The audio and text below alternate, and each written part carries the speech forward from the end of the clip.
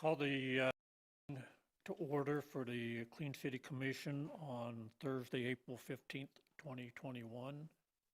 Can we have a roll call Chairperson Hollins, here? Vice Chair Ferry, I'm here on Zoom today, guys. attending via Zoom. Cyberspace. Chairman Russell. Here. Chairman Bowman, or I'm sorry, Chairman. Habit. Commissioner Bowman. Here. Commissioner Oberg. Here.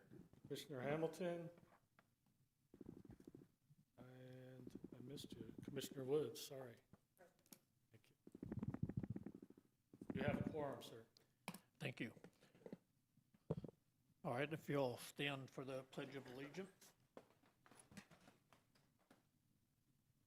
Pledge allegiance to the flag of the United States of America and to the republic for which it stands, one nation, under God, indivisible, with liberty and justice for all. Thank you. First item is the approval of the minutes for the February 18th, 2021 meeting. Have everybody had a chance to review those and see if there's any changes that need to be made? I abstained from voting. I wasn't present. I'll make a motion that we accept the minutes of the February 18th regular meeting as written. Do I hear a second? I'll second. All right, we have a second. All in favor? Say aye. Aye. Aye. Opposed? All right, motion carried. Item 2 is the consideration of public comments. Those wishing to address the Clean City Commission need not request permission in advance. Action taken as a result of public comments will be limited to directing staff to study the matter or rescheduling the matter for consideration and decision at a later time pursuant to ARS 38-431. Each speaker will be given 3 minutes to comment if there is any, and documents will be shared with the commission attached to the minutes for this meeting.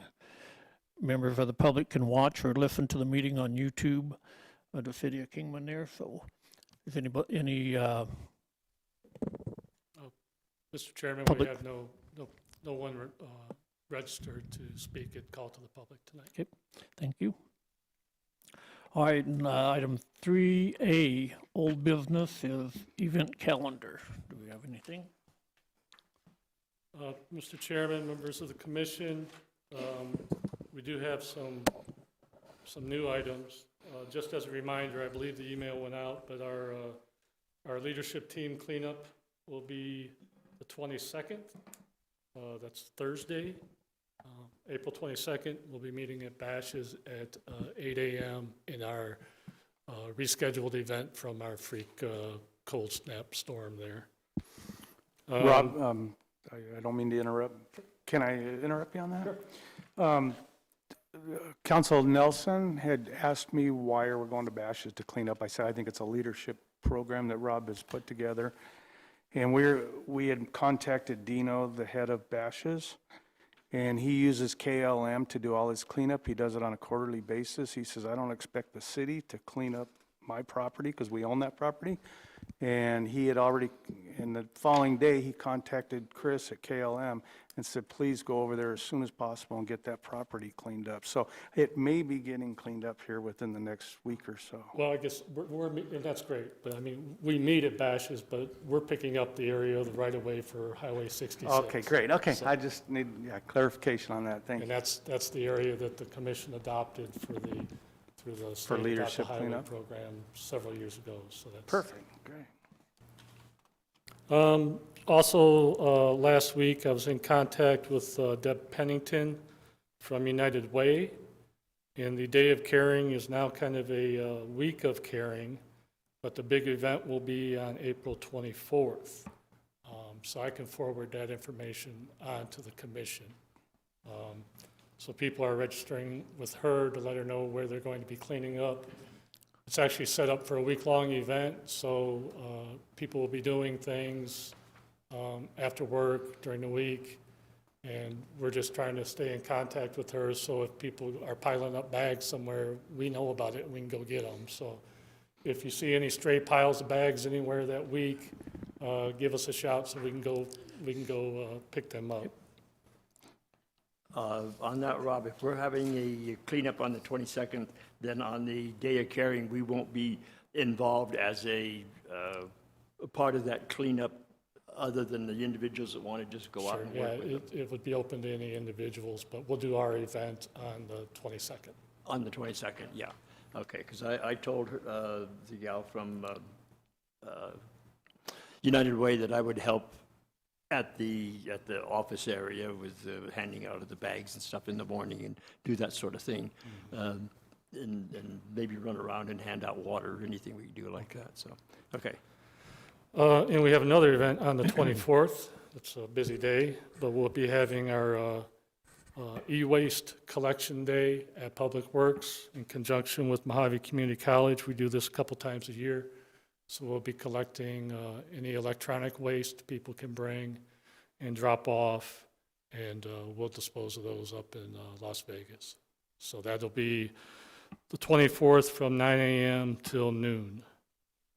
And just as examples, some of the things, any computer components, old video players, TVs, digital cameras, any of that kind of stuff we will take. Where was it going to be, Rob? It's at Public Works office, 3700 East Andy Devine, from 9 a.m. to noon on Saturday, April 24th. Did you say batteries, stuff like that, Rob, or just computer type camera? Is that a battery thing too? Computers, yeah. We're not accepting, I'm sorry, we are not accepting TVs, car batteries, or any items with Freon, any old refrigerators or freezers.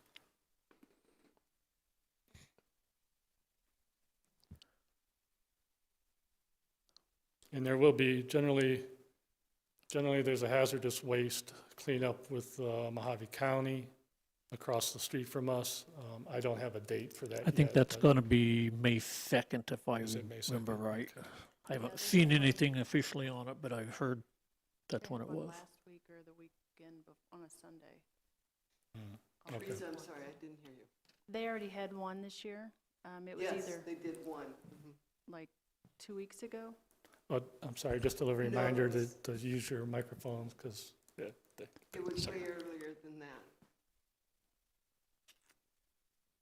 well, we can verify February, maybe? when that is.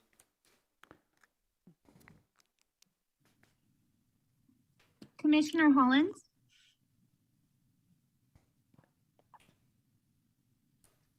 Can you all hear me? So that's all I had to add. I don't know if anybody else is aware of any other events that we should get on the calendar. Okay, if there's nothing else, we'll go on to 3B, service to the Commissioner community program. Can you hear me?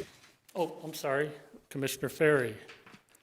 I'm sorry, you guys, if this is causing any Commissioner inconvenience. Ferry, did you have a comment on that item? Yes, please. Do we have anything planned for Arbor Day this year? Can you hear me? There we go. Yep. Do we have anything planned for Arbor Day this year?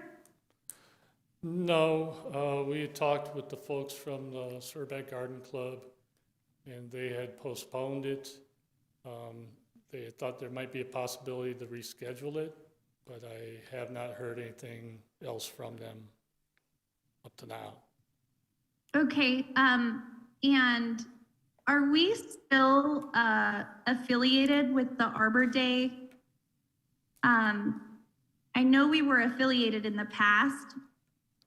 And I'm not sure if that's still. Do you know what I mean? Yeah, I can look into that, verify what our status is with that. Okay, somebody from the kids, somebody from the Diggett Community Garden invited us reached out to me and said that they're doing an event at the community gardens. And so I just wanted to let anybody know if they wanted to come. I offered to read a children's story for the Arbor Day event, and I thought that if it was okay with everyone, I might just wear my Clean City Commission shirt and sort of be a liaison for that. Yeah, that would be fine. Do you have the date for that event? I believe it's April 30th. April what? April 30th is the Arbor Day. Let me check really quickly my calendar here, sorry.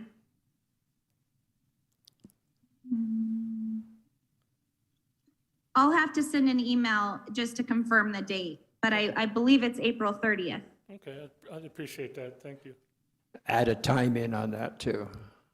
Okay, you got it.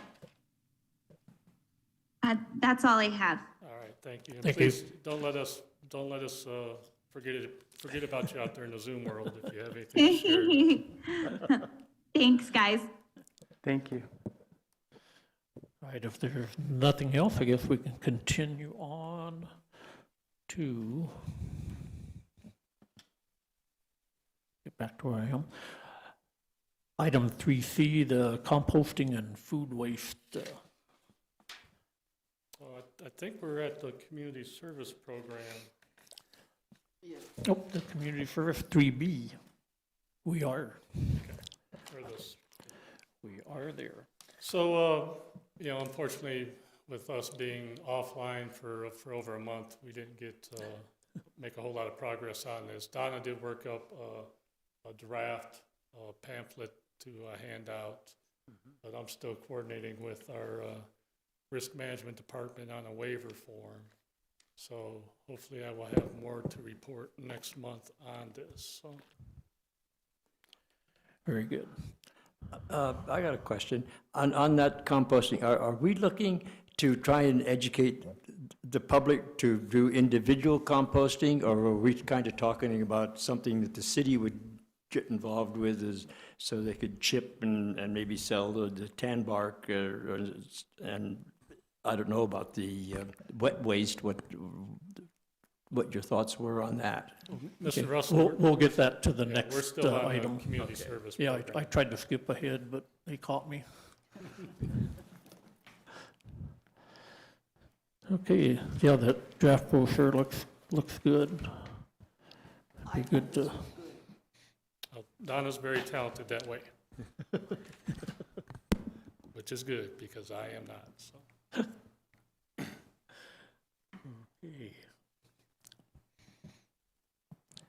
okay, so we'll hear more about that next month, or next meeting. Yes, Now, we're on to 3C, the composting and food waste, and we'll try to answer your thing there.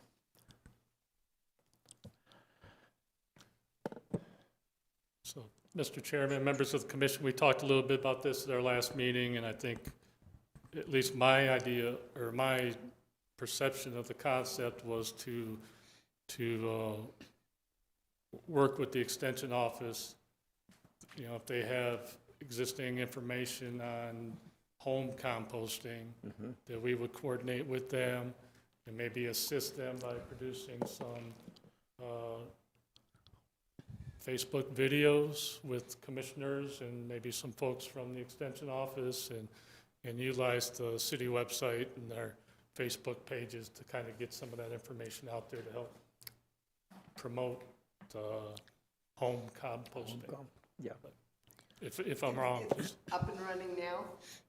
no, ma'am. No, I don't know if any of you have had any chance to reach out to the extension office. I went down to the extension office and they're still closed Are when they? I was there for the COVID thing, so Oh, I don't know when they're gonna be back operational. And Okay, so, but I did attempt to talk to somebody. okay. Well, we'll keep trying to get a hold of somebody and see. I'm sure that, I shouldn't say I'm sure, I would think that they would have some pretty extensive information on home composting. And Right, And I also, think that would be good. I think that would be good if we could help distribute that information. I'm sure Diggett Community Garden might have some good information true. that they might share with us also and Yeah. get it passed out. But I think obviously getting the community involved in their own backyard is definitely something we need to do. Because not only will it improve the soil, if we get enough of it done, it'll actually improve the water infiltration ability of the soil, which will help our water situation also. So it's not, if you look around the city, the county, wherever, and you see all the bare lots out there where everybody keeps them scraped clean of any vegetation, all that, what we say in permaculture is bad, bare soil is bad soil.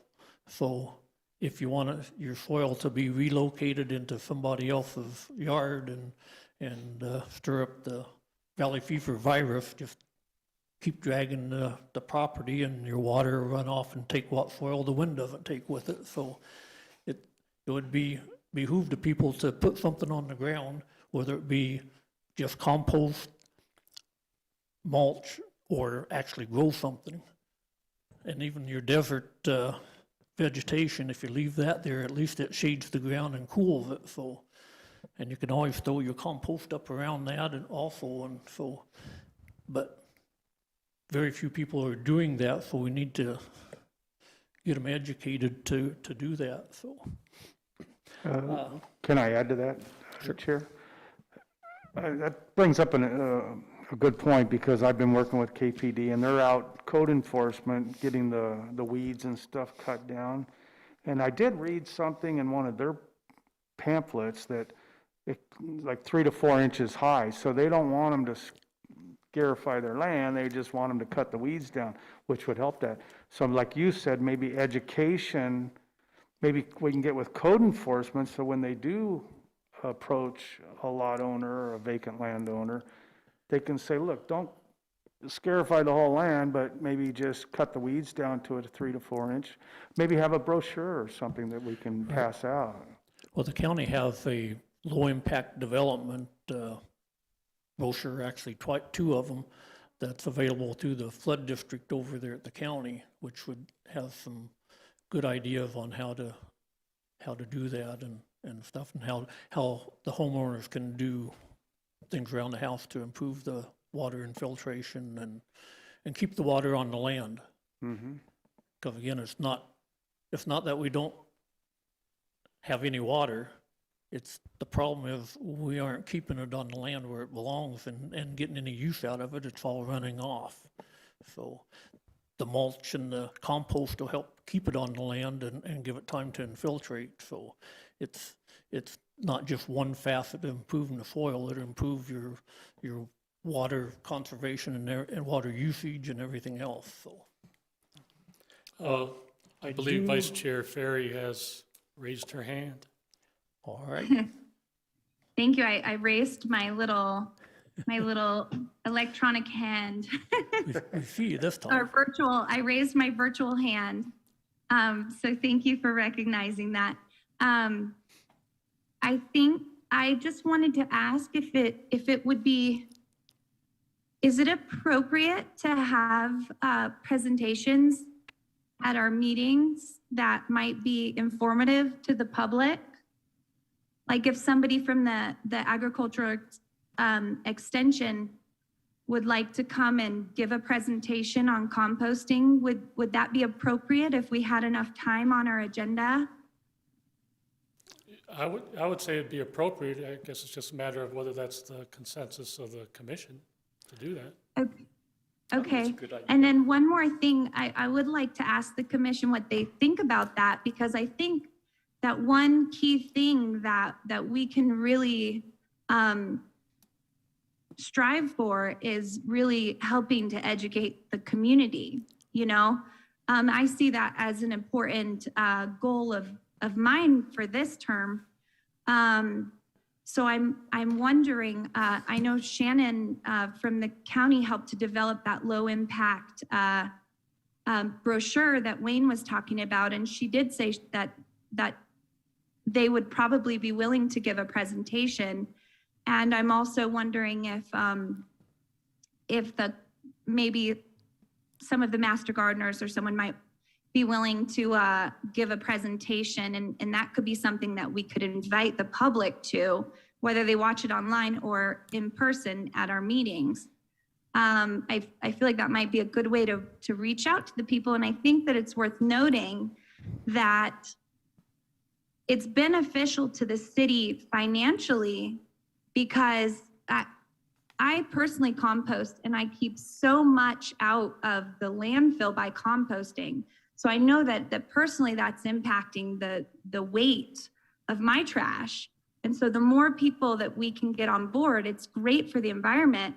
But since we pay tipping fees, it's also great for the city that people, you know, they're educated and know how to do this, so they're doing it correctly. But I just think that's worth noting.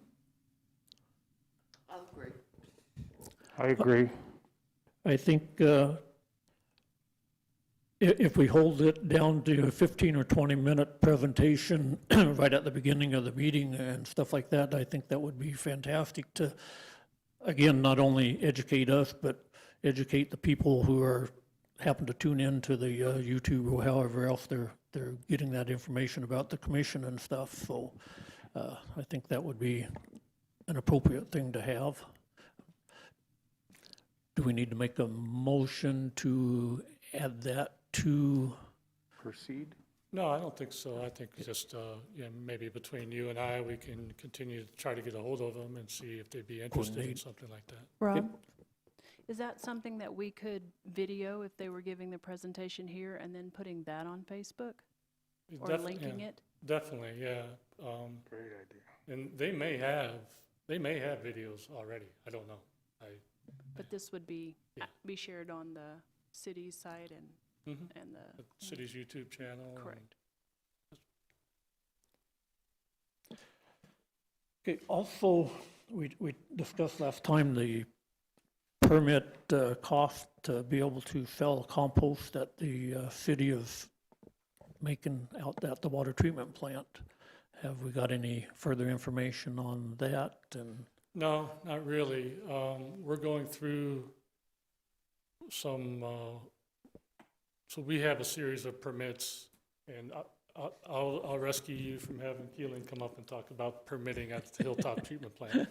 But we have a series of permits with the state that we have to meet. We're going through some amendments on those now. We'll have another amendment that we'll have to process once we start our recharge well up out there. But that's something we can, well, as we're going through those, that's something we can talk to them about. We'll be having a lot of meetings with the Department of Environmental Quality over the next year or so. So that's something we can start doing a little digging into. I was wondering about just the wood chips, if we took the branches and stuff from the residents and just chipped it up and gave it back to them, sold it back to them or whatever. And I was looking through ADQ thing for permits just for that specific thing, and I couldn't identify anything specifically to do with just wood chips, mainly only composting. And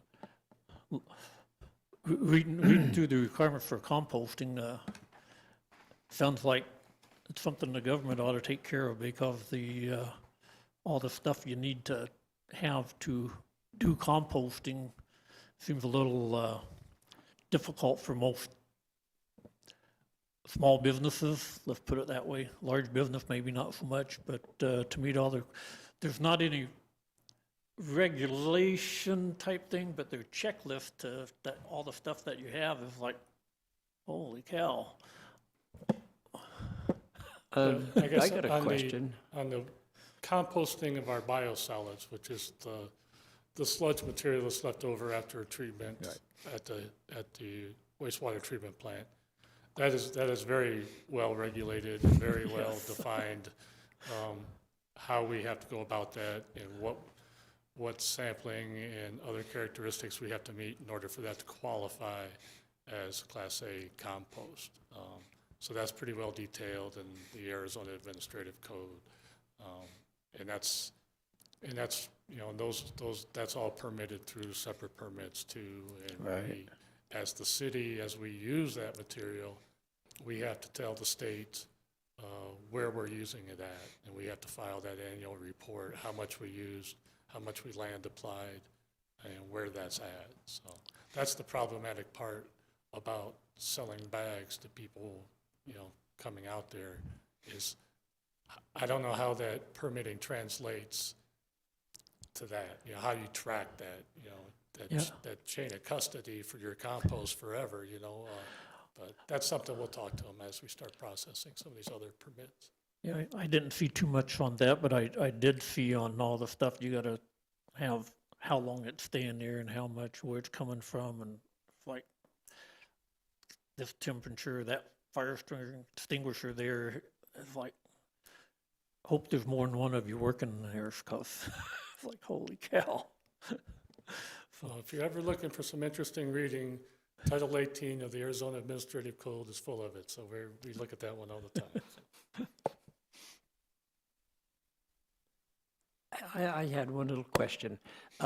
Do we know what Parks and Recs, where they get their chip material that they use in playgrounds and whatnot? Do they have to buy that kind of stuff, or do they chip their own material from trimmings that they do on the trees in the parks? Well, they chip some of their own material. I don't know that they use that on playground.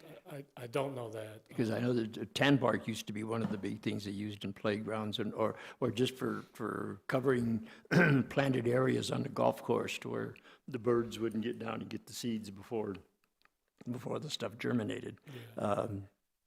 That was the only thing that I was kind of thinking about for the city's use, if they don't already do it, which they probably do. Yeah, they chip a lot of their own material. I'm Yeah. not exactly sure what all they use it on. A lot of it they send to us to chip, to use on our composting of the biosolids. Yep.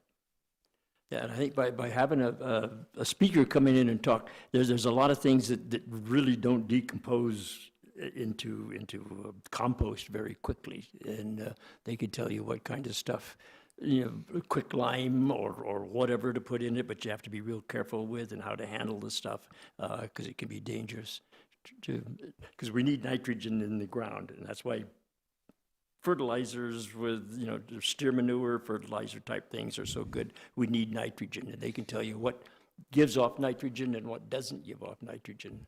And I think that'd be a really good speaker topic.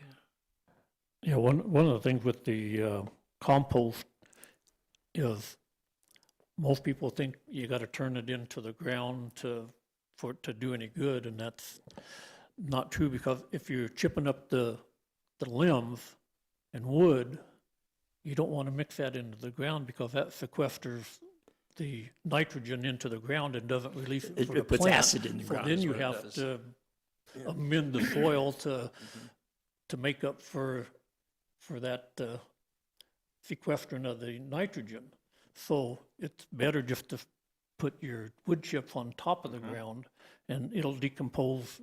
Takes a while longer here than it would in a place that gets more rain, but it will eventually decompose. So that's one part of the education thing I see would be good, because, again, people, old school, and you plowed everything under. Now we find out you don't have to do that, so that's the whole process of education right there. So, on the same thing, we have food waste on there. If there's no promotion of businesses to compost their food waste in any system that can be started. I know it's other places that did it, but I don't know about anything that we try to get the businesses to do in the food waste compost, to keep that out of the landfill also and make good soil amendments. So, would go along with the composting because it would be part of the composting also. Your thoughts?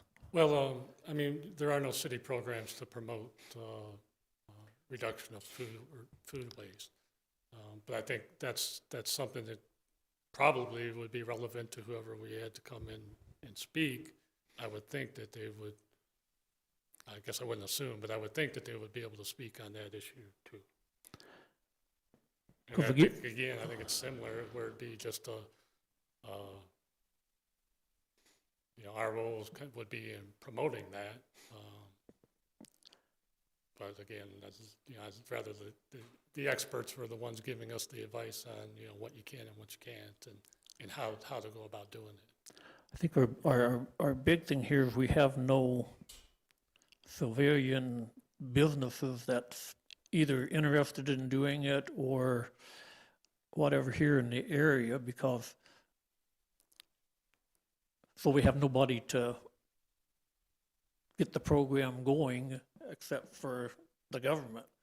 Because, I mean, I can do a little bit of food waste and I do because I have vermicomposting and all that stuff at the house, but that's pretty small scale. But we're talking about being able to reduce the stuff going to the landfill, which makes our landfill last longer, which in effect saves us money in the long run.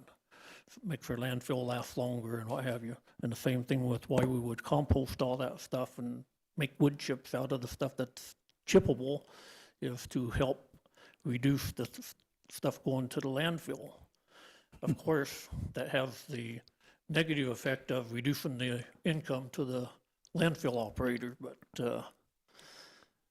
that's their problem, I guess. But I believe that Commissioner Ferry has a comment. I agree with you, Wayne. And I think that really a good start is, and I think that this was when we went to the waste management conference that we went to, this was a point that they made where it was really, it starts with people like you and me, Wayne. You know how you get educated and you do it in your own backyard, and then we're also business owners, right? Or some of us are, and then we start to do it in our businesses. So I think it's a good idea to start with the education part with people. I really feel like maybe that's the best thing. We start one person in one backyard at a time. I know that Andrea, my partner, owns Rosebud Gardens, and she composts, and so our whole shop, we're really big on minimal waste, and everything that is not sold is, given to the chickens and composted and that sort of thing. But it's all because we all started in our own backyards, So I think really one thing that we can do without any hesitation is we find these experts that have the curriculum and they can come and share, and then we can be supportive and use our resources as a city to share that information, and then you have all of this army of backyard composters that now want to start to do it in their own businesses. Kind of a grassroots thing, I know we have the Digit Community Garden, and they have a pretty good composting system up there that I've noticed when I've been there. But one thing,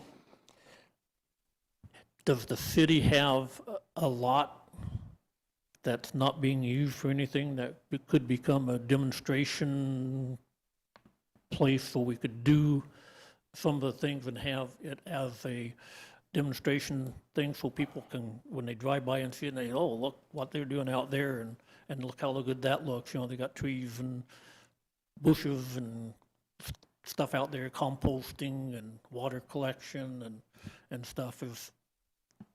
Is that a possibility if we have something that's sitting there not being used? Well, I don't know. I think, what the Digit Community Garden does is along a lot of those lines. I think they they kind of address a lot of these things. And, you know, and that's a pretty good demonstration garden there. Yeah, I mean, the city has properties. I don't know, again, you know, I don't know that we're in a financial situation where we could take a program out where we'd be, you know, supplying manpower to, you know, an operation like that, but that's kind of outside of the scope of what our solid waste Sure. division does. But I think we'd be more than happy, you know, as a commission, as a group, to work with, you know, whether it be the Dickey Community Garden or some other private or nonprofit partners on something like that. All right, just throwing things out there, trying to get some ideas and see, get a conversation going so we can progress on there, and maybe we'll come up with something, and maybe we won't, but hopefully we will, and that's my main thing on doing that, is just I get the think conversation. this whole subject gives a whole new meaning to opening a can of worms. Well, I was never accused of not doing anything, so. All righty. If anybody got anything else on that line of thought there, we'll continue on next meeting and stuff with any other discussions that we might come up with. I don't think we have anything we need to take any action on, just think about for the next meeting and see what we're doing. So if nobody else has anything else, we can go to 3D, the Community Recognition Program. Well, I believe is community outreach next? Nope, you're right, I'm sorry, I missed, I apologize.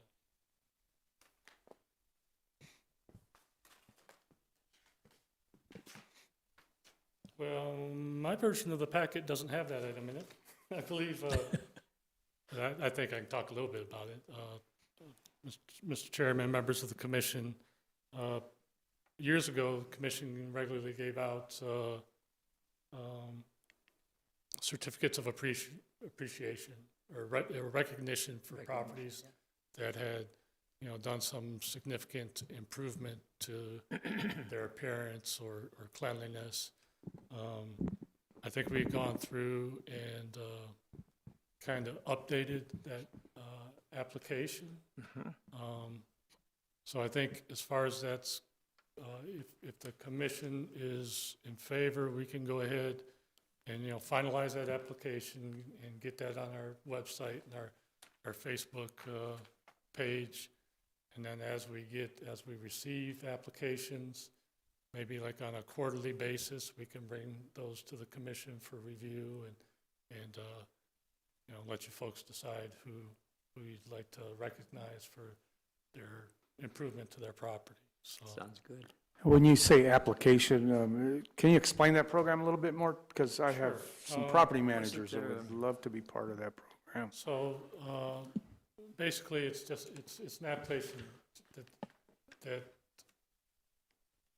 where you can nominate, you know, a business or another property that's done, you know, some pretty extensive work to clean up their building or their grounds or something along those lines. Perfect. And you can nominate them for this certificate of recognition. Okay, good. And so as we receive those, like I said, we probably wouldn't do it every month, but maybe, you know, 3-4 times a year, we'd bring those to the commission and you can review them and see who you felt was deserving of some recognition, and we can provide that recognition and have that on our website and Facebook page and everything else. So. We have a copy of that application in our packet if Yeah. Yep. you want I to take see a look no at it. problem with No. With the application, no. I think the big thing is to promote it to the individuals and or other businesses, that for them to be on the lookout for people doing that, and for them to know that we have a program and that they can nominate the business or individual for recognition.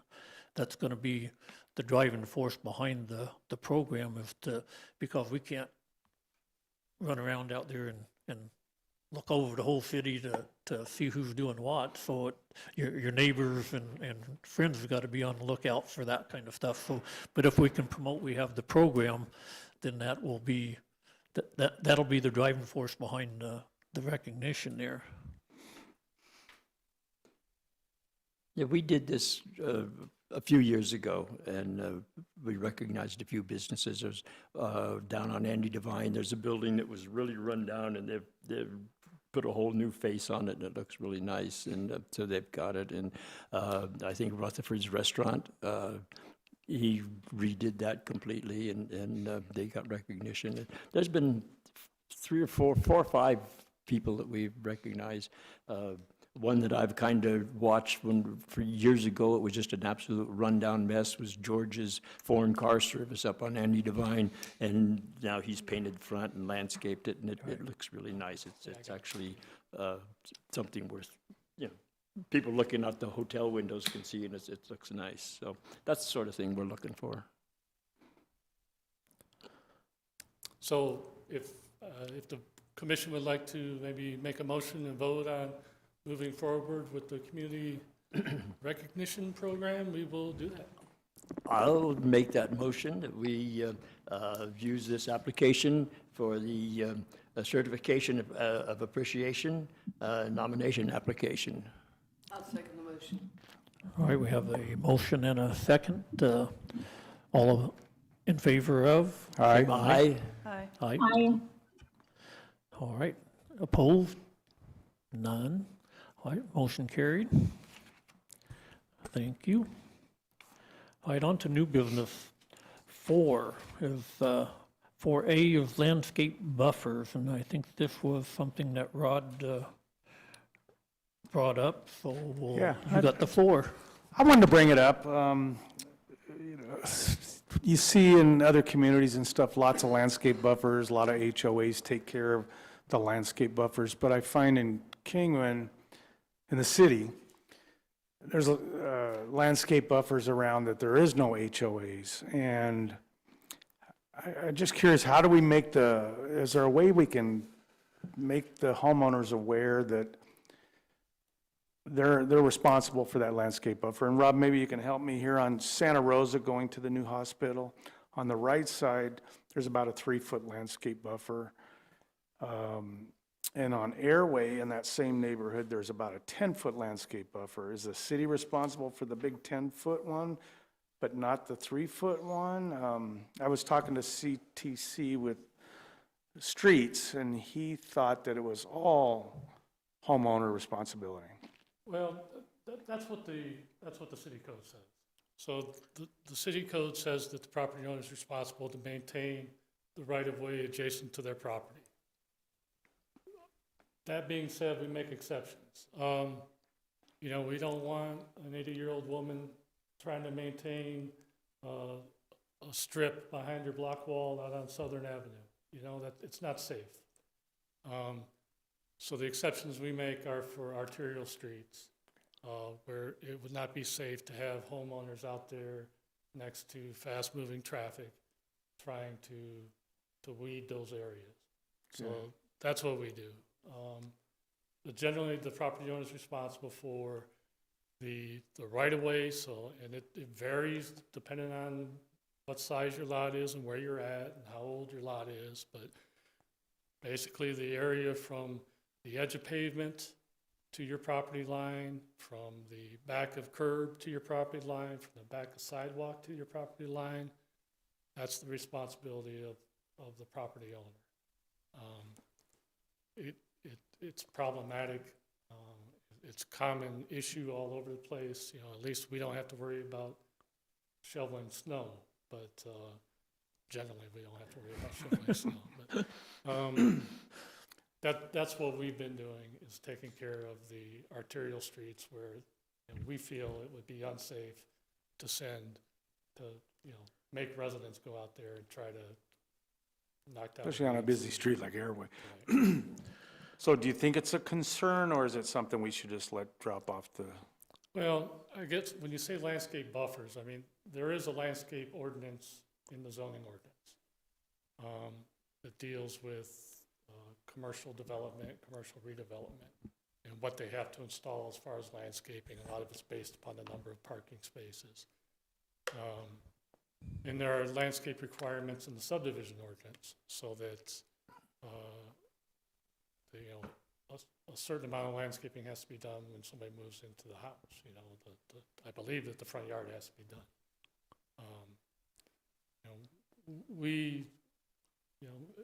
And I'm sure you've talked to Dave Reif at Code Enforcement about it, but, we do a big push every year just on weed info, try to let people know that that's their responsibility, we're not in a position where we can go out and start cutting all the weeds behind everybody's sidewalks. It's gone back and forth. I believe it's at the fire department now as far as weed enforcement. But that's something that, Public Works, Fire, and PD work together on to provide some of that education on that responsibility. So there is literature and awareness program to let people know. Yes. So not something the Clean City needs to even I don't think so. concern I think themselves we do- with. we I put that on there just to see if it's something we should concern ourselves with. or We not. kind of do like a PR push as we moved into weed season every year. So- Okay, good. One thing with the landscape buffer or whatever you want to call those, and I noticed there's been recent work done along Andy Devine there and stuff like that, putting new curbs in and everything. And again, I see we have no way to get the water from the curb onto the land, because now we put a curb up there for it to run down, and so we waste all that water getting it out of the area as fast as we can when we're not putting anything back onto the land so it can infiltrate and increase the water in the groundwater. So I went down to Tucson, and they have some in a community where they did the cub curds and did the little rain garden thing there in the tree or the shrub in the landscape buffer there, so the water will run, instead of running all the way down the street into the nearest wash, it runs through and comes out and gets used going through there. And I don't see any of that here that we could use those landscape buffers for. We're directing everything off the land instead of on the land.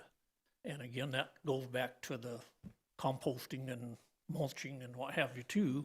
So that's one problem I see with our design thing for Kingman. We're not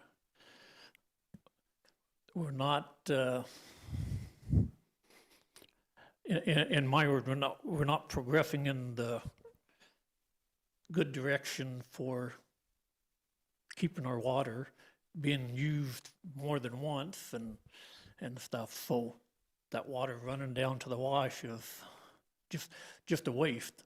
Again, it's not that we don't get enough water for that, because if you get an inch of rain on an acre of land, that's 27,000 gallons. And if we get 8 inches a year, which is our average for the county, and it could be 5 to 22 inches depending on where you're at in the county, that's a lot of water. But you see it all heading down the wash out of the town and out of the county as quick as it can go. So that's one thing those landscape buffers could be used for, is to direct water back onto the land, give it time to infiltrate. And then the second thing is we're talking about the weeds on the lots and stuff like that I can see them being cut back from the street, so you don't have to walk around the street if you're going down the sidewalk because the weeds hanging over. But again, if they're cutting all that brush down, because we live in the desert, and you go down to your open lots out there, and they're all got desert shrubs growing out there. Well, you don't want to take all those off of there. I mean, they're weeds, but they're not weeds. They're needed to keep the soil there and to use the water that happens to fall that doesn't get ran off. So they have a purpose. So do we want to control those weeds, or use the weeds. I mean, we want to control so they don't have a fire, obviously, but we don't want them out there scraping the land either and whacking all those bushes down to 2 or 3 inches, because that's defeats the purpose of having the bush. Makes the land hotter and the water evaporate faster, and so what do we do? Are you suggesting more little settling ponds around town, individual properties having settling ponds, or? Not necessarily settling ponds. Those are those are what I call the big high-dollar government projects there, when you have a big lake, you know, that you create for when it rains, all the water runoff and absorbs in there in a short period of time. Those were good for, you know, especially when you got a subdivision, you got all the roads, and now the water can't soak in, even if it stayed there.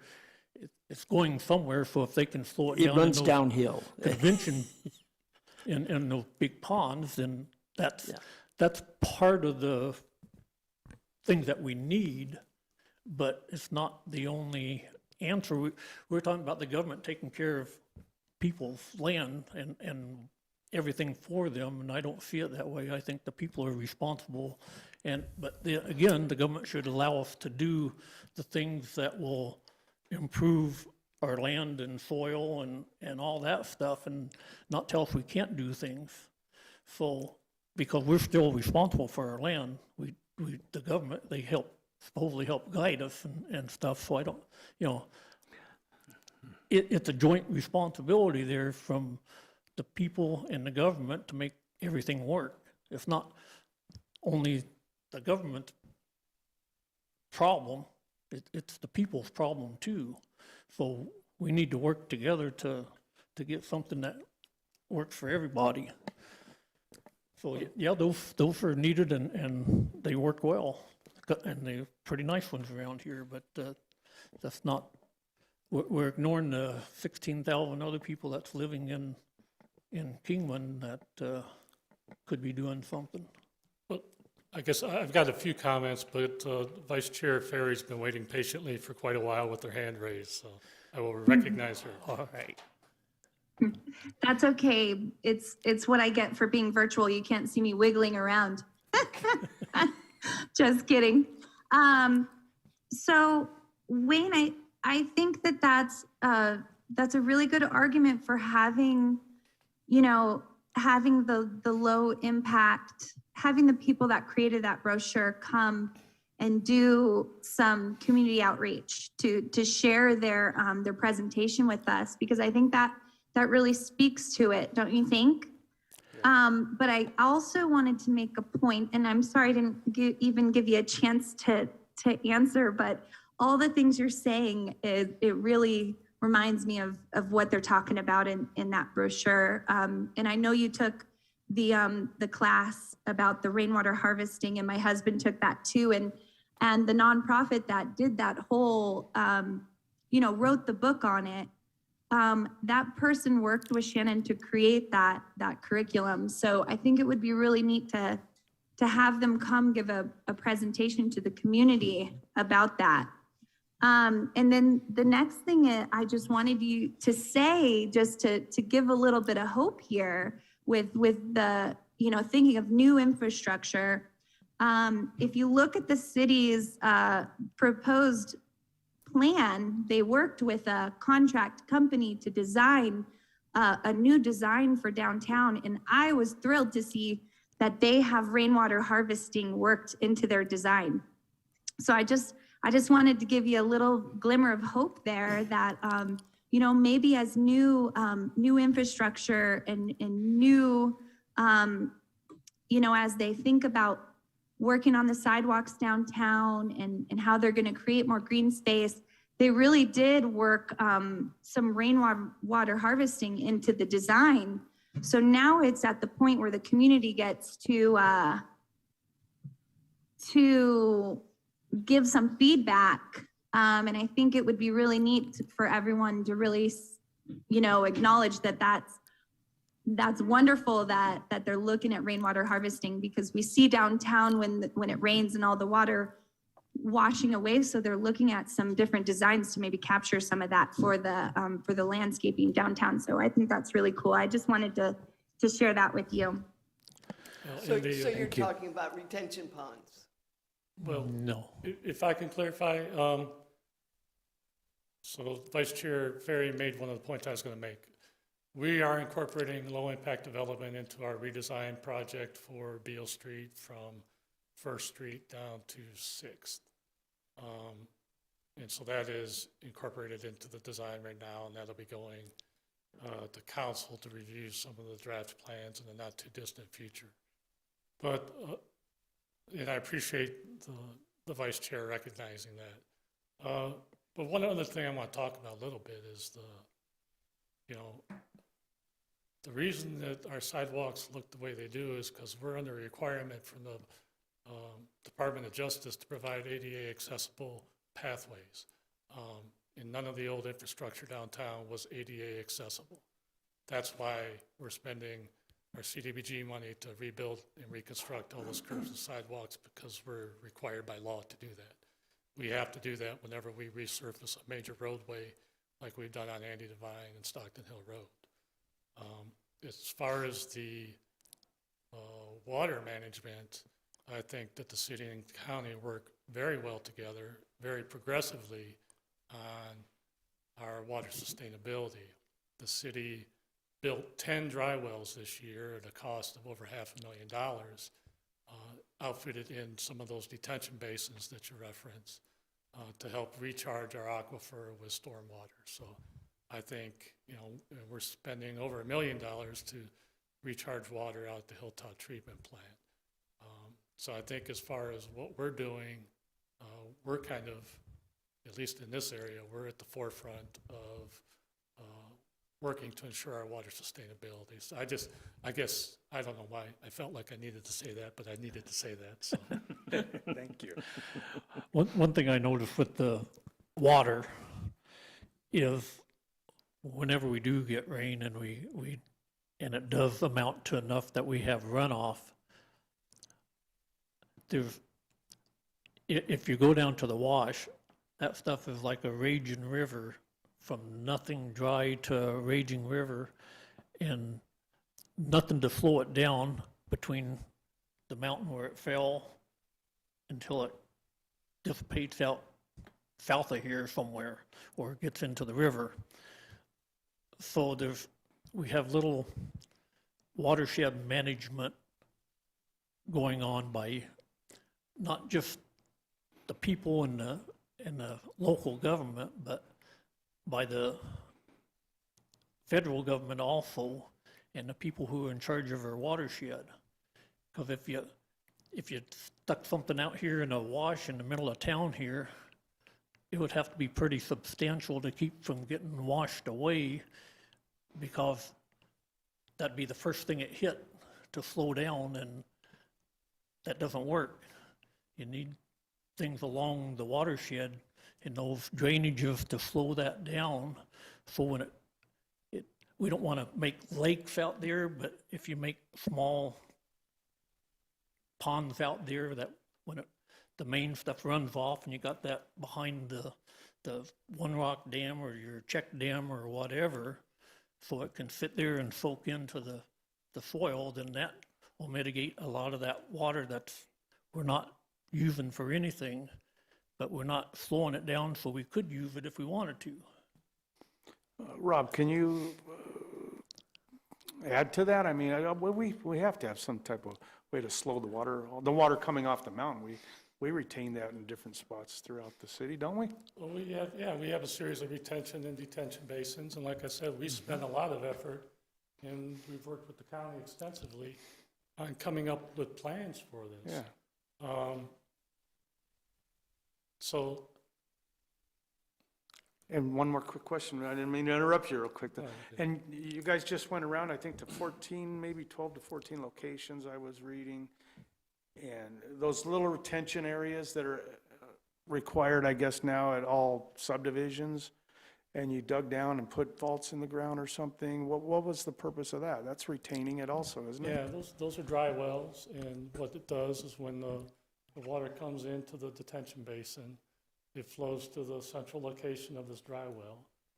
This dry well is a column of pipe that's anywhere from 75 to 150 feet deep, depending on, we go out there and we do borings to find out the soil characteristics. We put this pipe in, we over excavate, and we also do basins where we fill it in with pea gravel and filter material. And these dry wells have a filtering system in them to help catch any of the hydrocarbons that are going to be in your runoff from the streets. So, we do a lot. Yeah, And, that's what I thought. we do a lot. We've got a lot of plans in place. Our funding's limited, and it's our water and wastewater customers that are paying for all this. We're an enterprise fund. Right now, there is no stormwater fee. That's something the city manager's talked about. Right now, our development impact fees, we don't have development impact fees, and that's something else that, we've talked about to help fund some of these kind of projects. So we've got a lot in the works as far as water sustainability goes. Thank you. Is there anything in our building code that would promote rainwater harvesting in new construction and/or retrofitting to other places so the people have a chance to use that water and gray water systems? I know that we can do them here, but is there anything in the codes to make them have to do that? Well, it's been 15 or 20 years since I did a building permit, so I won't try to speak as an expert on building codes. As far as I know, there's no requirement for them. They are allowed under Arizona state law. They are allowed under the building code. If you do one, there are certain aspects of the plumbing code that you have to meet. Okay, thank you. My feeling on this, we talk about the water running down into washes and rushing downhill. Well, it'll rush downhill until it finds a level and stop, and then it leaches into the soil and will eventually, what doesn't evaporate into the atmosphere, will leach down into the aquifer. It takes a long time, but it will eventually get there and it'll be reused again sometime. I mean, with the amount of straws we're sticking in the ground right now, who knows how long it's going to last. But individual, like if people were to put little retention ponds in their yard and try and direct the water, then we start running into a mosquito problem during the summertime. Well, you don't And- want the water to stay in there for more than 48 Unfortunately, it hours. does, though, and so a lot of these places where the caliche is so it's close to the surface, That would be nothing because goes they down. tried to do that in the wrong place then, because you can't do it over the caliche because it won't go anywhere. But My concern on this is not so much the water retention and that kind of thing. It's the people doing their landscaping, especially corner houses, that they'll plant a bush, and 10 years later, this bush is now 12 feet in diameter and 20 feet tall, and you can't see around the corner. Right. And you have to pull out into the intersection before you can see. So it's a safety problem. And that's the kind of thing I'd like to see addressed is the buffers on the corner of intersections. Well, Commissioner Russell and Yes. Mr. Chairman, members of the commission, if you see those properties, if you see those problems, let me know. Easy for you We to deal with those Yeah. on a weekly basis. Okay. So, generally, we'll go out and contact the homeowner, let them know there's a site because there is a requirement in the zoning ordinance, in the subdivision ordinance also, on site distance on corners. I know, I've called neighborhood services several times, and they actually kind of got mad at me for reporting it. It's just like, that's not my job. But You so can- anyway, yeah, it'd be neat if, like you say, the Public Works, you guys got a lot to do. If neighborhood services could just go out and talk to these people and maybe just issue a warning and say, hey, you got to get this stuff cleaned up, do something, because it's a safety hazard. And as far as the the weeds go, Chris Young made a real good presentation. Just before the COVID set in, he made a presentation to the city council, and it was a great one. And I had him scheduled in for the next Clean City Commission meeting, and COVID hit, and everything shut down, and we didn't have any more meetings. And I talked with him, and he said, yeah, he'd be willing to come in and give that presentation to us when things started getting back to normal again, and, you know, we could have meetings, so. Well, Chris Young doesn't work for the city of Kingman anymore. He's with the fire department, isn't he? No, he's. Oh, he's gone now? Yeah, He's gone. he's left. COVID changed everything. Boy, it sounds like our medical profession. Here today, goon tomorrow. All righty, So, any Rob- other discussion? Could you explain a little bit more, you're talking about the corner site, the line of Okay, sight? yeah, Because if- we have a lot of that in my neighborhood as well. If you see, if you see a problem with sight distance on a corner, you can call me. Generally, we'll go out, we'll try to make contact with the homeowner, let them know there's an issue, give them, ask them to correct the issue within a certain amount of time. And if they don't, it's in the right of way, we'll go cut it. It's not gonna be pretty when we cut it, we're not arborists, so they're probably better off doing it themselves or hiring someone to do it for them.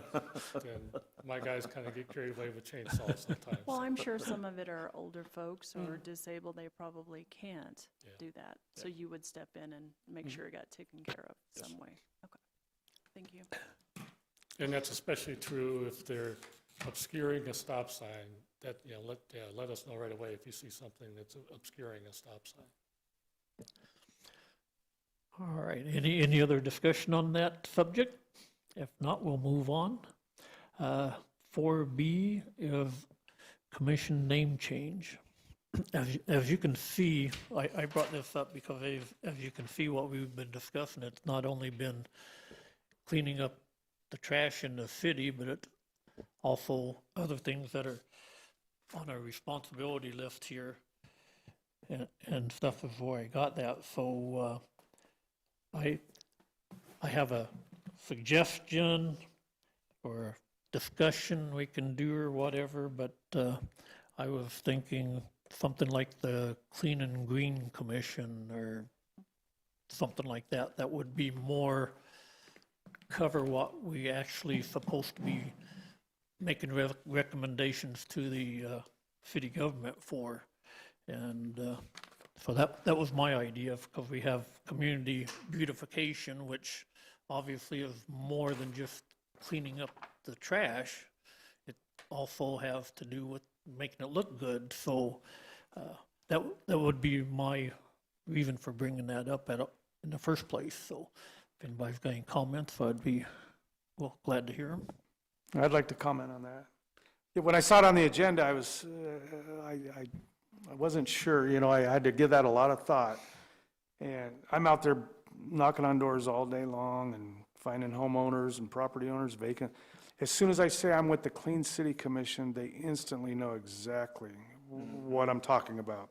Oh, I bet you're here because I left that big pile of concrete on that lot. Yes, I am. So I personally, I'm going to give you my opinion. I feel the Clean City Commission really speaks for itself. It states exactly what we do. Doesn't matter if we want to go green or worry about water runoff, stuff like that. That's all encompassed for possibly what we do. But I think the Clean City Commission pretty much states that. I mean, when you approach someone and you say you're with the Clean City Commission, it's immediate. And I'll give you a quick, for instance, my mother-in-law. Oh, you're going to be on the Clean City Commission. Can you get over here? And there's a pile of trash and concrete and people dumped over here.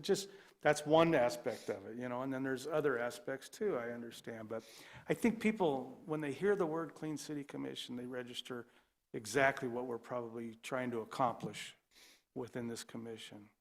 That's my opinion. Thank you. I'll agree. I like just Clean City Commission. I'll make a motion that we keep Clean City Commission. We can talk about it afterwards, but I'll make a motion that we keep the title of Clean City Commission.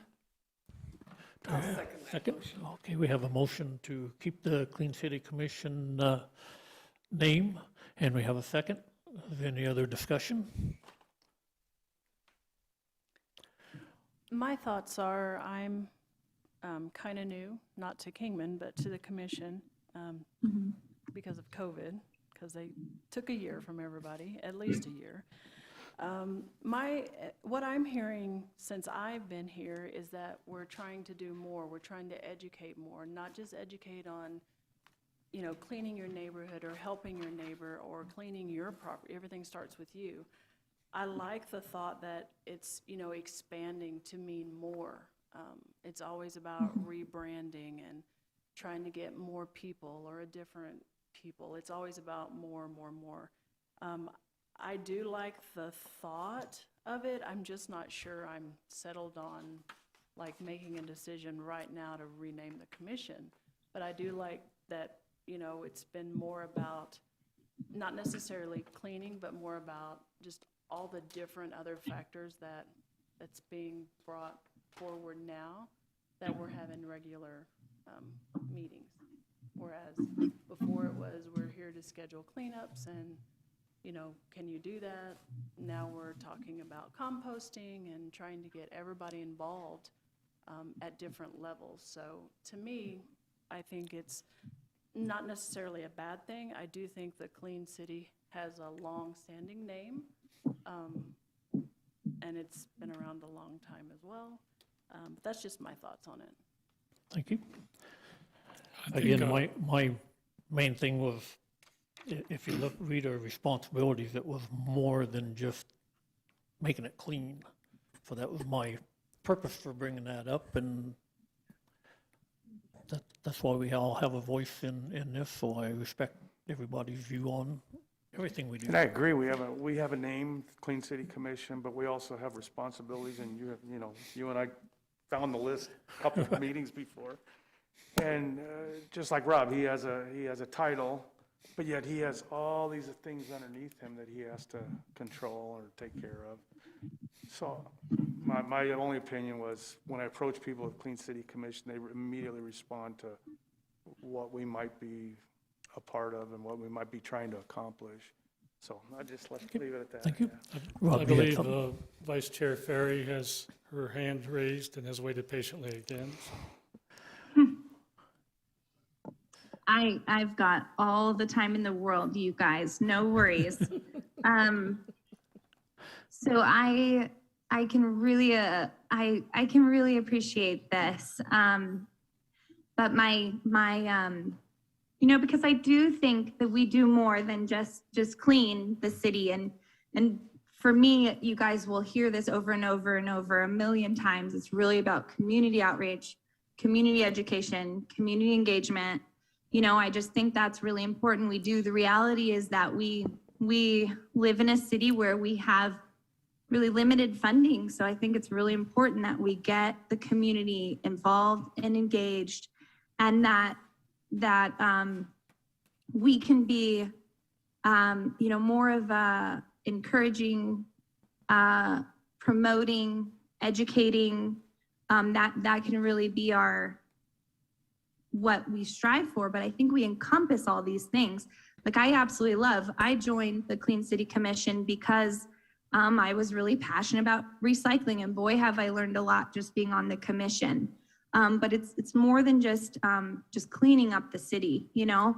But I do think there's something to, like, my marketing brain kicks in with just what I do for a profession, and branding is really important. And I think that Clean City Commission is something that you know, a lot of cities have.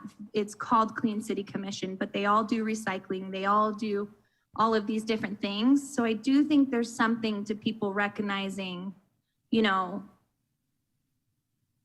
what our commission is called, you know. But I think the way, Wayne, that we can really start to share, you know, I think changing the name is one thing, but I think doing these things where we have experts come to our meeting and it's educational, and we can begin to invite the community do more of those things, get more engaged, try to do more of the community outreach, try to, if there's someone in the community that's already doing this, support them, and then I think people will just automatically know the Clean City Commission is more than just cleaning up the city, So, thanks. And Thank I had one more thing and then I'm through. And if you go on our website and look at the responsibilities of the Clean City Commission, it pretty much spells it right out.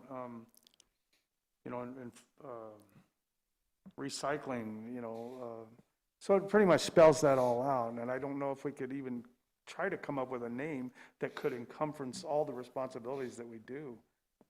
Back to the point where I made with Rob being the director. He has a whole lot of responsibilities underneath that, but director kind of points him in that direction or lets people aware that these are I'm sure he has all these other responsibilities. Anyway, I'll stop at that. Thank you. I think there's a motion on the floor. Rob, did you have anything? No, sir. Yeah, you do have a motion on the floor to keep the name of the commission, Clean City Commission. All right. The motion is to keep the name the same. So all in favor, state aye. Aye. Aye. I Thank you. And that leaves no nays, so motion carried. Thank you all. I appreciate the time. All right, now on to 4C, the community outreach and education. Vice Chair Ferry had requested this item, so I guess I will turn the floor over to her. All righty. Okay, I feel like I've touched on this a lot this evening, and thank you guys so much for just enlightening me, just listening here for a minute. When I decided to do another term on the Clean City Commission, to serve for another term, I have some personal goals, and one of them is to have more community outreach and educational materials available. And I'm thinking that, if we don't have municipal recycling program, I think it's our responsibility to at least have an educational outreach program that starts to kind of talk to the community about minimal waste. Just different things we can do in our own lives to have less of an impact on our landfills. And I think if we're looking at it, we know the environmental impact it has, but if we're looking at the financial impact, the fact is that we don't have our own landfill, and so we pay tipping fees. And so the more that we can educate our community on minimizing their waste, the better it's going to be for our city. And so really, I just wanted to put this item on the agenda so that we could just have an ongoing discussion about community outreach and education. And I think that, how we're talking about the composting and how we're talking about everything on our agenda tonight could fit within this community outreach and education. So, and maybe it is scheduling one speaker to come to our meetings, and maybe it's at the beginning of the meeting, and it's a short presentation, but we can start sharing with the community that at our meetings, there's going to be, and it doesn't have to be every time, but I can already think, if we can find somebody that would come and give a presentation on composting. And then on our website, we have, and we can model this after, if you get onto the Flagstaff, City of Flagstaff website, they have a really great educational outreach program that just talks to people about landscaping with low water and minimal waste and recycling and not just recycling, but reducing and all these things. And I just think if we don't have these things available in the city, it's our responsibility to at least have the education available to people. So I just wanted to present this to the group, and perhaps if we can keep it on the agenda, next time we can pull up and look at what Flagstaff is doing. And Co-Chair, are you suggesting possibly maybe a brochure, a Clean City Commission brochure that encompasses all the stuff that we talk about at these meetings, so that if we do go to a city event or something, we could maybe have a table there and look presentable and talk to people and hand them a brochure, something like that? Do we have a budget? I mean, do we, 4 brochures? I'll leave it at that. Well, I mean, I think that would be wonderful if we could, work with some of these different people that are experts in our community and design a brochure, but then also have a page on the city website where people can click on it and the education is there. And then, really focus on community outreach and education in our meetings. If there was some way we could, and it doesn't have to be every time, but even quarterly, if we had a speaker come and present something that the people in our community could do. And then when we go to events and we set up a table, like Wayne said, if we had a piece of land and we were able to demonstrate the composting, what if we partnered with a group that's doing something like this, and they kind of showed a presentation, of the different stages of things breaking down, and we had pamphlets on composting and these kind of things, And then I would love to know, like, what are we actually doing in the schools? Is there anything, just to have a report on that each meeting. I think that could be something that we may not have the funding to do all of this ourselves, but how can we promote people doing this? And how can we support people that are doing this already in our community? All right, I have a couple things. Go ahead. for the benefit of the new ones, we used to do the county fair. We used to do First Friday, hand out literature at both places. Public Works, when they had their exhibit, we did theirs. So, as soon as COVID, maybe we can start all over again. No, and Mr. Chair, if I could, yeah, I mean, Sure. yeah, this is what the Clean City Commission is known for, is, we crash every special event in town. So the COVID hit us pretty hard, the pandemic did. I know that Ed and his crews were regularly in all the schools. Kids love garbage trucks, so that was always a cool event.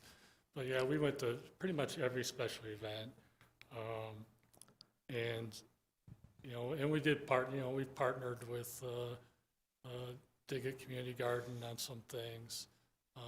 I do see, hopefully we can get back to doing more of that. We're looking at setting a date for our city expo right now. That'll probably be in June, so I think that would be an opportunity for us to do that. We do have a small budget for that. We kind of gone back and forth on the fair, because that's pretty much what we spent all of our money on for the year, was buying things for the fair, and it was great to hand out stuff to kids, but most of those kids were from Fort Mojave or somewhere else. So yeah, I think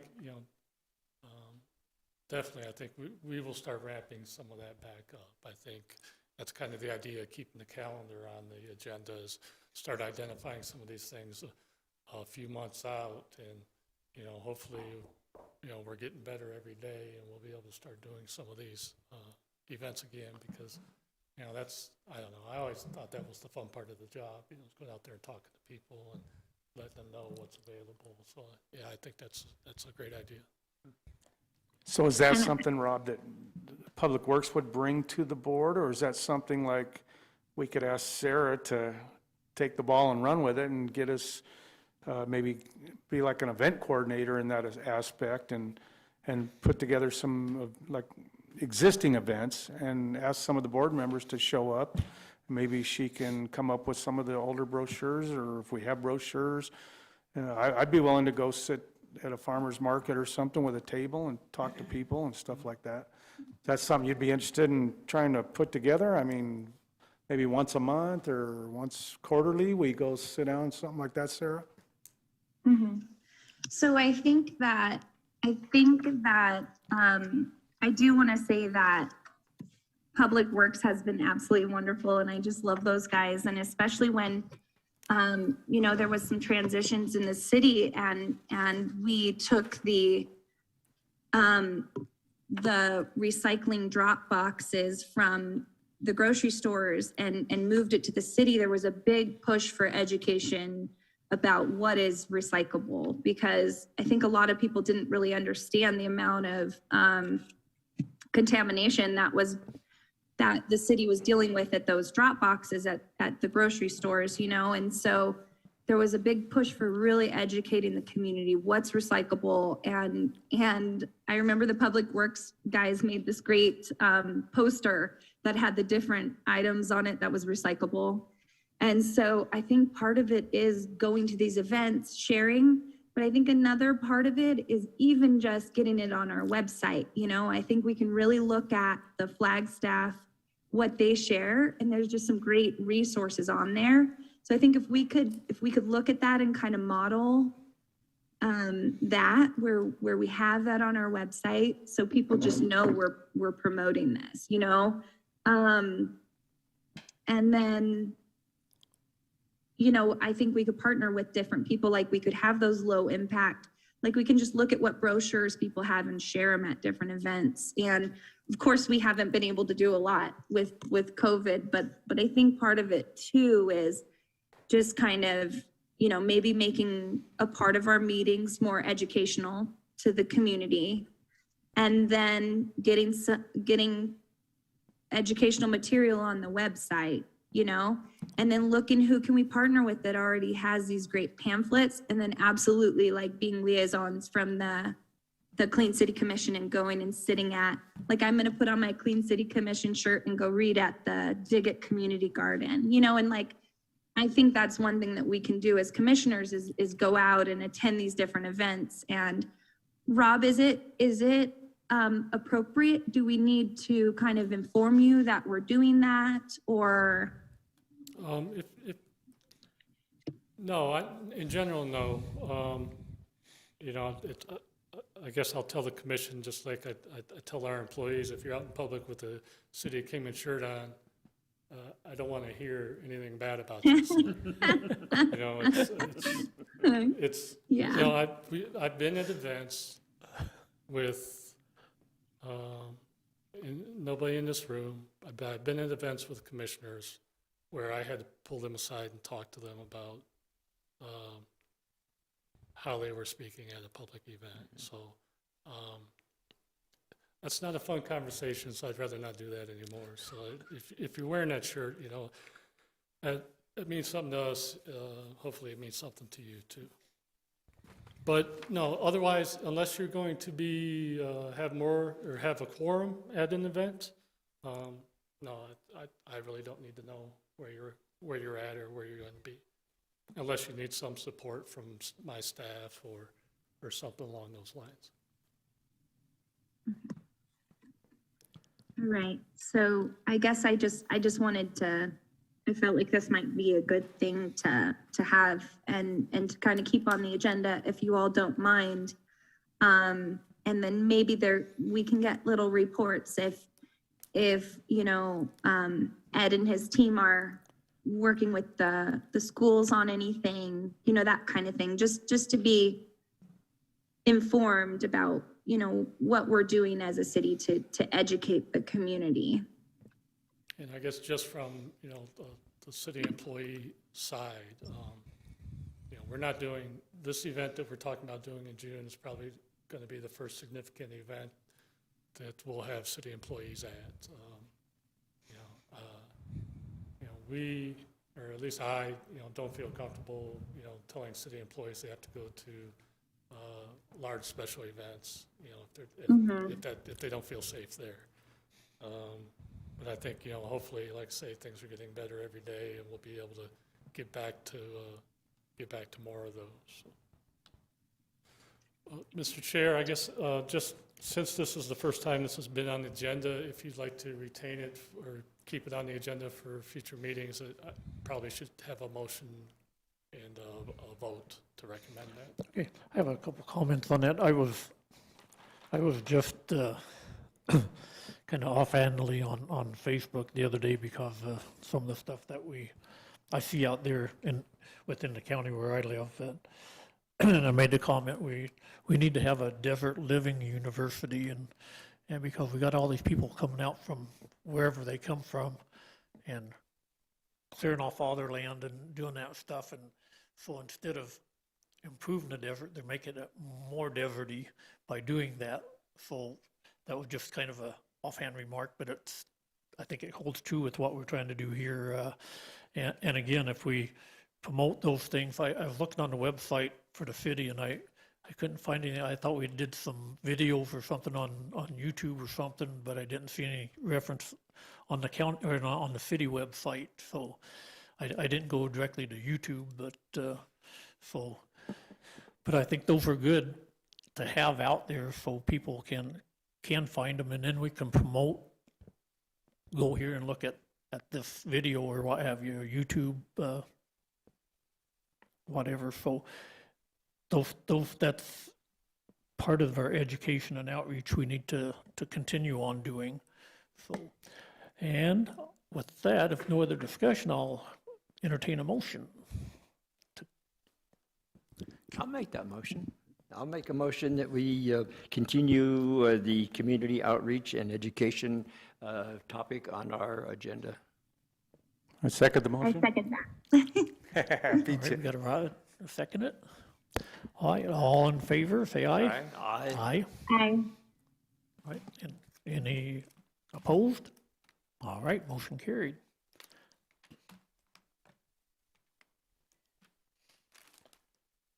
All right, that ends the agenda items. So now anybody have any announcements by the members?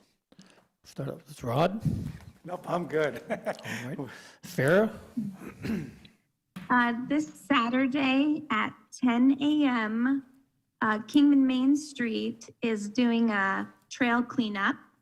So we adopted, as a part of the Adopt a Block Park Trail Program, the White Cliffs Wagon Wheel Trail. And there is a new, beautiful extension to the trail that the city and CREDA and all of these wonderful people have been working on, and it's open now. So if anybody would love to come check out the new trail additions and come help us clean up a little bit, it's really fun. And we'll be there this Saturday from 10 a.m. To I think about noon. Thank you. Thank you.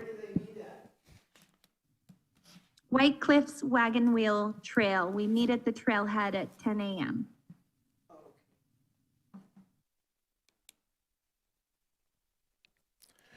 Okay, Commissioner Woods? Nothing? Commissioner Ruffle? Yeah, I got a couple of things.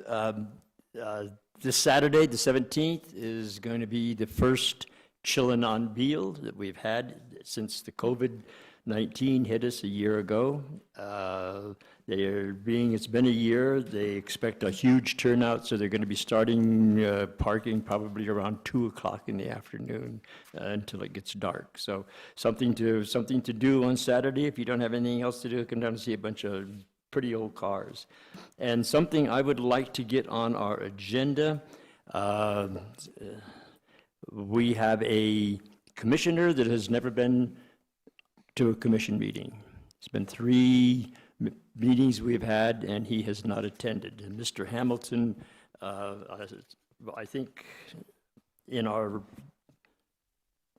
if it's a point of order, I believe there's something in our laws that state that we should take a look at this when they miss at least 3 consecutive meetings. So I would like to get that on the agenda for next month.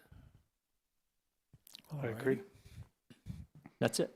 All right, thank you. Commissioner Bowman. Okay, thank you. I have a couple things. I'd like to get recycling back on the agenda to discuss What was that? recycling Oh, recycling, yeah. or the lack thereof. And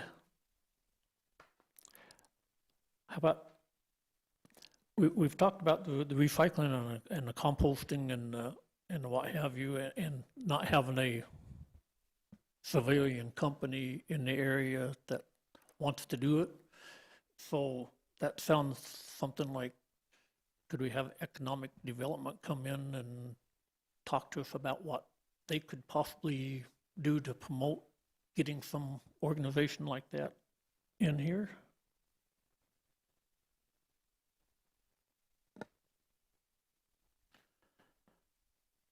And just one kind of personal thing, but a couple years ago, Facebook came out and made a 2-minute video, spent all day making a 2-minute video of the Golden Valley cactus cleaners cleaning up the trash out of the desert. And I got an email the other day, they're going to re-release that around Arbor Day week and with updated information on there. And they're also going to release it on the Facebook company page, Instagram, and YouTube. So I thought that was pretty good for cleaning up the desert here, which I never expected, but it's kind of neat to get the publicity out there and let people know of the problem that we have. So just a personal note right there, and that's all I have. Congratulations, buddy. Thank you. Do you have anything, Rob? I guess I would, I'll reach out to the chair and the vice chair. I'd like to set up maybe a better system of putting together agendas. So maybe if the chair, the vice chair, and I could meet a couple of weeks before the meeting date, we can kind of go through and maybe try to keep the agenda a little bit more organized and coherent. All right, sounds good. I agree. Just let me know Sounds when. I'm fairly available to the end of the month. After that, I got a week. I'm going to be kind of gone, but yeah, just let me know. Rob, one quick question on that comment. Is there a way to maybe keep our discussion to a certain time frame? So do we do keep the meetings on a what you were commenting on, or? No, I mean, we don't have time limits for. I mean, there's nothing like that or anything. Okay. All right, if no other thing, we'll get a motion to adjourn. I'll make a motion to adjourn. All right, meeting is adjourned until next month. Thank you all.